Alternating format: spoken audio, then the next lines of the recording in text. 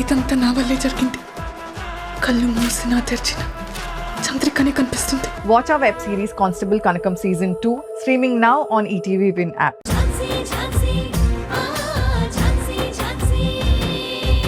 మనసులో ఉన్న ప్రేమని మనసులోనే దాచుకున్నాను, కానీ బయట పడినివ్వలేదు.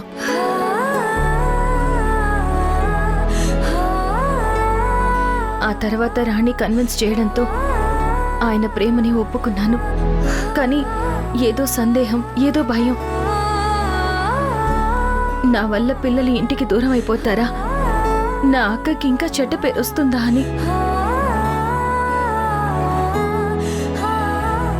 అందుకే మనిద్దరి మధ్య ఉన్న స్నేహాన్ని, మన ముగ్గురు మధ్య ఉన్న ప్రేమని, గౌతమ్ గారి ఇంట్లో జరుగుతున్న పరిస్థితుల్ని అన్నిటినీ దృష్టిలో పెట్టుకుని నేనొక నిర్ణయం తీసుకున్నాను.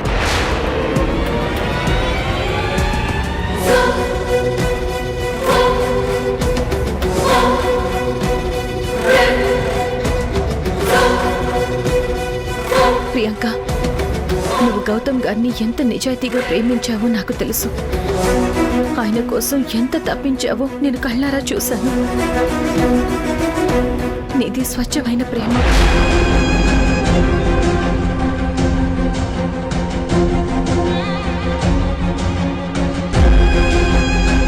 గౌతమ్ గారు నీకు దక్కాలని నువ్వెంత బలంగా కోరుకున్నావో నాకిప్పుడు అర్థమవుతుంది.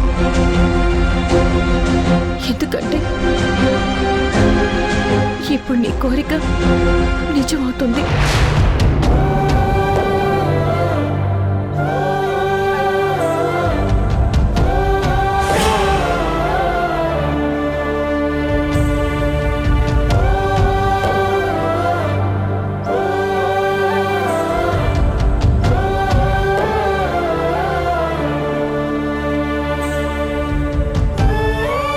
అవును ప్రియాంక, నేను నా ప్రేమని వదిలేసుకుంటున్నాను.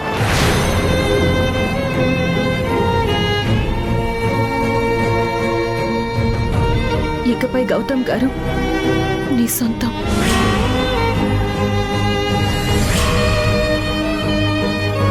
He's all yours.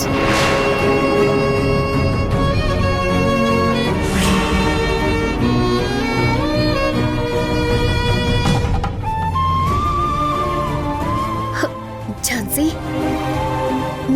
నువ్వు ఈ మాట మనస్ఫూర్తిగా చెప్తున్నావా?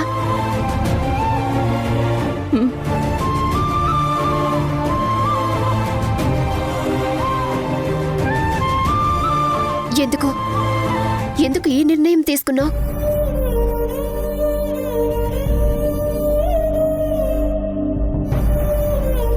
నువ్వు కోరుకున్న గౌతమ్ గారు నీకు దక్కుతున్నప్పుడు ఎందుకు అని అడుగుతున్నావేంటి? కానీ గౌతమ్ సార్ని నువ్వు కూడా ప్రేమించావు కదా. నువ్వు గౌతమ్ గారు కలిసి హ్యాపీగా ఉంటే నాకదే చాలు. అంటే మన స్నేహం కోసం నీ ప్రేమని కూడా త్యాగం చేస్తున్నావా? చూడు ప్రియాంక, గౌతమ్ గారు నీ ప్రేమని యాక్సెప్ట్ చేయడం లేదని నువ్వెంత నలిగిపోయావో నాకు తెలుసు. నీది నిజమైన ప్రేమ.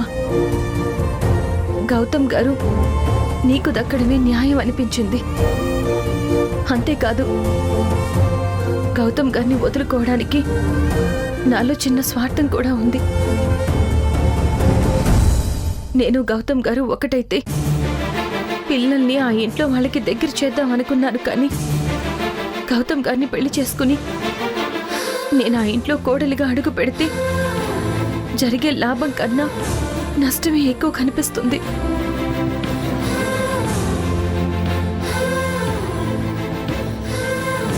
మీకు మళ్ళీ చెప్తున్నాను, మీ ప్రేమ ఫలించదు, మీ పెళ్లి జరగదు. ప్రియాంక గౌతమ్కి కాబోయే భార్య, త్వరలోనే ఇంటి కోడలవుతుంది. ఆ ఇంట్లో వాళ్ళందరికీ నువ్వు కావాల్సిన మనిషివి. అందరూ నువ్వే కోడలుగా రావాలనుకుంటున్నారు.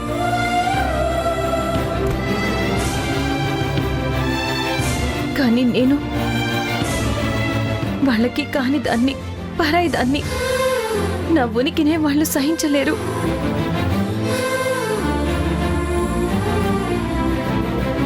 అన్ని విధాలుగా గౌతమ్ గారిని నువ్వు పెళ్లి చేసుకుంటేనే అందరికీ మంచిది.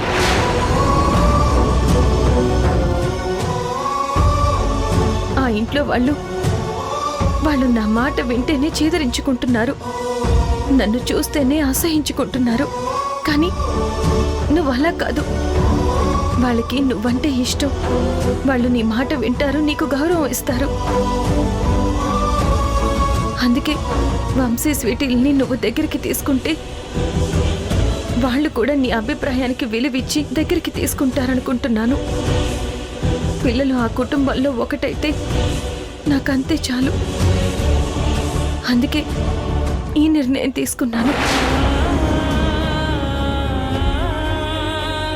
మా అక్క బావలికి నేను మాట ఇచ్చాను, పిల్లల్ని ఆ కుటుంబానికి దగ్గర చేస్తానని.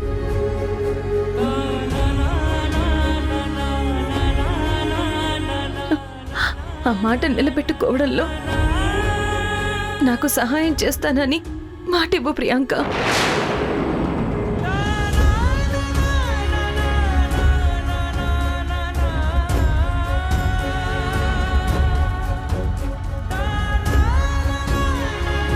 ఝాన్సీ, నువ్వు తీసుకున్న నిర్ణయానికి నాకు ఎలా రియాక్ట్ అవ్వాలో కూడా నాకు అర్థం కావట్లేదు. కానీ ఒక్కటి మాత్రం చెప్తున్నాను, నువ్వు కోరుకుంటున్నట్టుగా సిటీ వంశీలు ఇక నుంచి నా పిల్లలుగా భావిస్తాను.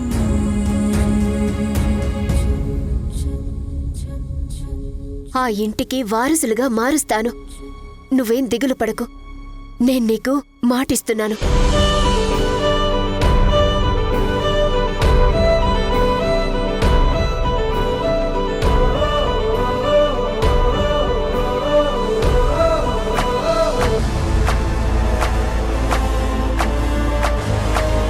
Superb! Sabash! Beautiful! What a great friendship!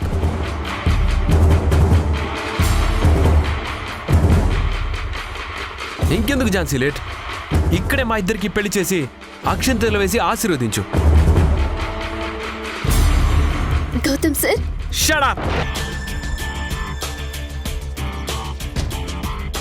I said shut up!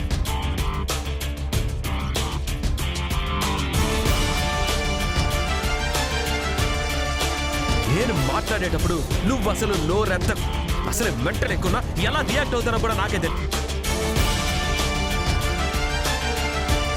ఎందుకంటే ఇప్పుడు ఈ దరిద్రం అంతా నీ వల్లే వచ్చింది. సో ప్లీజ్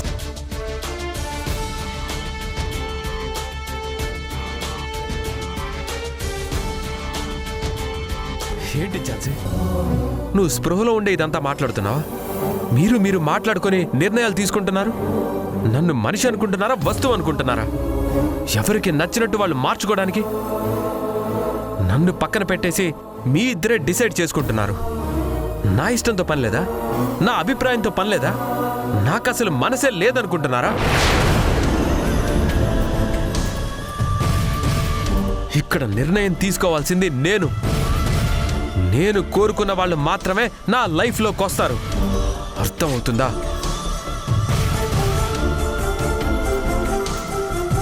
నేను ప్రేమించింది నిన్ను ఝాన్సీ.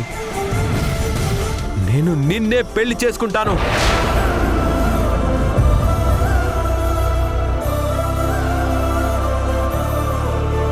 లేదు గౌతమ్ గారు, మీరు ప్రియాంకని పెళ్లి చేసుకోవాలి. నేను తీసుకున్న నిర్ణయాన్ని అంగీకరిస్తానని మీరు నాకు మాట ఇచ్చారు. మాట తప్పకండి. మాట లేదు, తొక్క లేదు. నేను మాట తప్పుతున్నా, ఓకేనా?